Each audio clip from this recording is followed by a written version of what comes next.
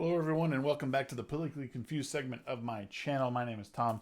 Today, we are talking about Tulsi Gabbard as she introduces a bill that ties Title IX protections for female athletes to biological sex. That and more now.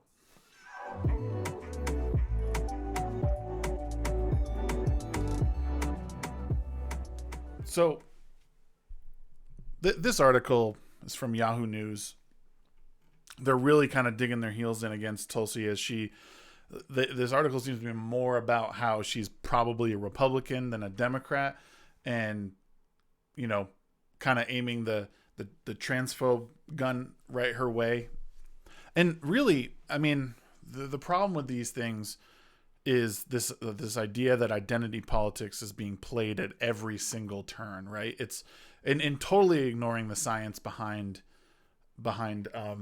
biology and sex and all that. And I'm not sitting here pretending to be an expert in it, but I think when you really look at things like this and when they're brought up, there's a lot of protections trying to be afforded to young women here.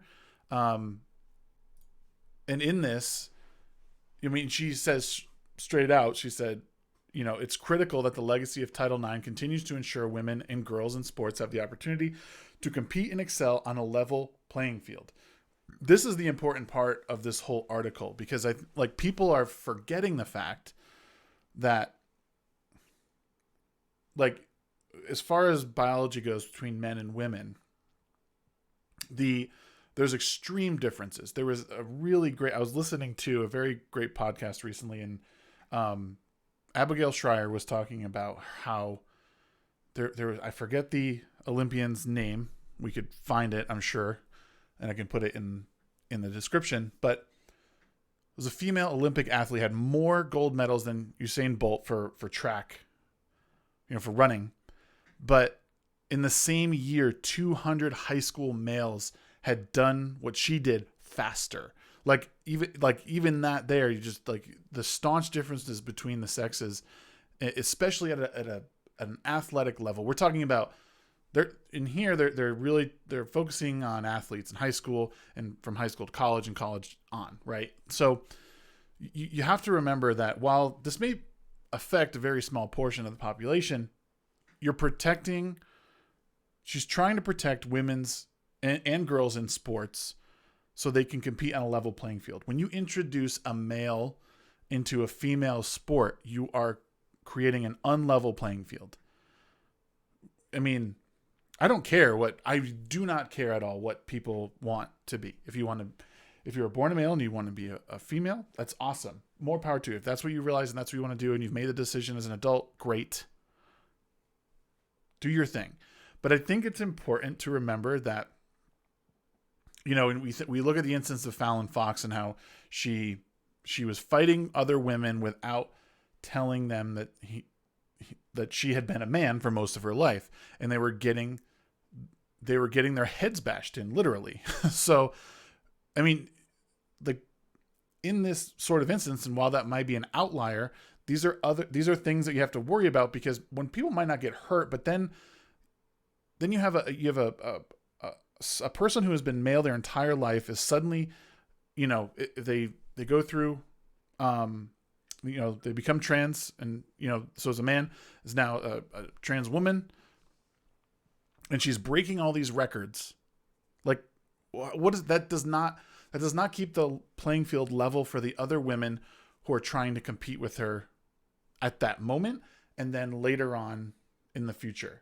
So I do see people's outrage in this, and I see, because she has sort of a kind of a rocky past in certain things, but again, and it's these labels being thrown on people too. No one, Sarah McBride, who's a Delaware Democrat, and she recently was the first transgender woman to win an election. She tweeted and said that Tulsi Gabbard was assigned Republican at birth. This is the kind of BS that, and then Charlotte Clymer says Tulsi Gabbard is now introducing a blatantly transphobic piece of legislation aimed at trans and non-binary young people. Of course, that's hard, surprisingly, for a Republican. Of course, that's hardly surprising for a Republican. Blah, blah, blah. Refusing to see that, like, I don't know. In my opinion, I think this is good because you're protecting women. I understand. I don't disagree with the sentiment that trans woman is a woman, but the idea that you're like, there are real biological differences between the two, especially when it comes to like competitive sports. And I really don't have a problem with the two competing with one another, but like there needs to be like common ground established. Like there needs to somehow be like, especially with the one-on-one sports, when it comes to fighting or boxing and even like football, like a full contact sport, like people need to know what they're getting into, and knowing that there's a person, someone a little different on the other side. I think there's a lot of misplaced outrage and people not really seeing what's trying to be done here. The protections trying to be afforded to women, but I think this is a very nuanced issue. I don't think it's as cut and dry as the news wants to make it out to be. And that's important. It's important to really talk about these things and understand what's trying to happen and where protections are trying to be afforded. I don't believe for a second that Tulsi Gabbard is afraid of trans people like taking over anything. I think it's a matter of her, like, I think it's her trying to, and it's not her trying to take away any sort of rights.